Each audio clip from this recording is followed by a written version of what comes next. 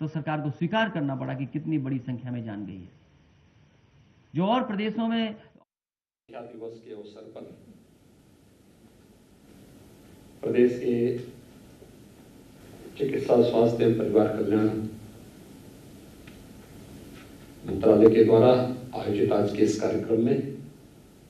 उपस्थित विभाग के मंत्री श्री जय प्रताप सिंह जी, प्रदेश के चिकित्सा शिक्षा और वित्त विभाग के मंत्री श्री सुरेश कुमार खन्ना जी, चिकित्सा स्वास्थ्य एवं परिवार कल्याण विभाग के राज्य मंत्री श्री अतुल गर्ग जी, अपर मुख्य सचिव चिकित्सा स्वास्थ्य एवं परिवार कल्याण सरित मोहन प्रसाद जी, चिकित्सा शिक्षा के प्रमुख सचिव शालोक कुमार जी, आज के इस कार्यक्रम में उपस्थित चिकित्सा एवं स्वास्थ्य विभाग से जुड़े हुए सभी अधिकारीगण, प्रदेश के स्वास्थ्य मिशन को कुशलतापूर्वक आगे बढ़ाने में योगदान देने वाले जो विभिन्न स्वयंसेवी संगठन और संस्थाएं हैं, उनके प्रतिनिधिगण और उपस्थित भाइयों बहनों, विश्व जनसंख्या दिवस के अवसर पर मैं पूरे प्रदेशवासियों को एक खुशहाल और स्वस्थ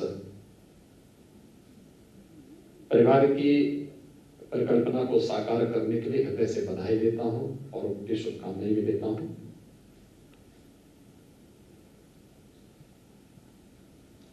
पूरी दुनिया के अंदर एक विषय को लेकर के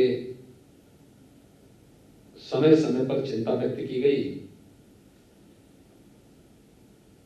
कि बढ़ती हुई जनसंख्या विकास में कहीं न कहीं बाधक हो सकती है, और इस पर अनेक मंचों से पिछले 4 दशकों से निरंतर चर्चा चल रही है। जिन देशों ने और जिन राज्यों ने इस संबंध में अपेक्षित प्रयास किए, सकारात्मक परिणाम के सामने हैं, लेकिन फिर भी इसमें और भी प्रयास किए जाने की आवश्यकता है। और मुझे प्रसन्नता है कि विश्व जनसंख्या दिवस के अवसर पर आज उत्तर प्रदेश की जनसंख्या नीति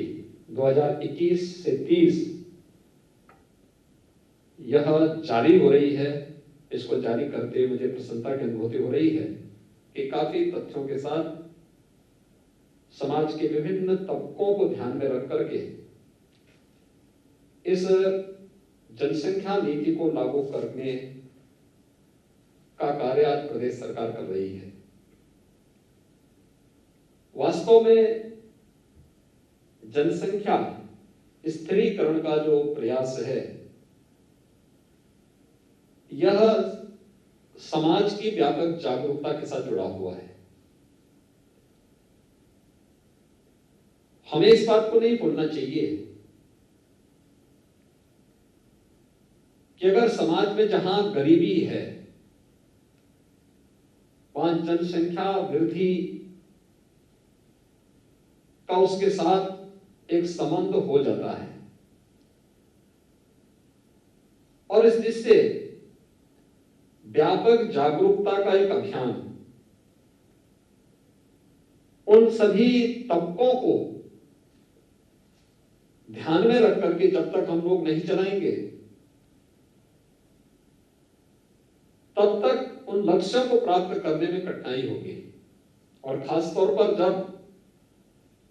यूनाइटेड नेशन ने दुनिया के सभी देशों से 2030 तक सस्टेनेबल डेवलपमेंट गोल्स को अचीव करने का एक लक्ष्य दिया हो, और देश के अंदर आदरणीय प्रधानमंत्री जी के नेतृत्व में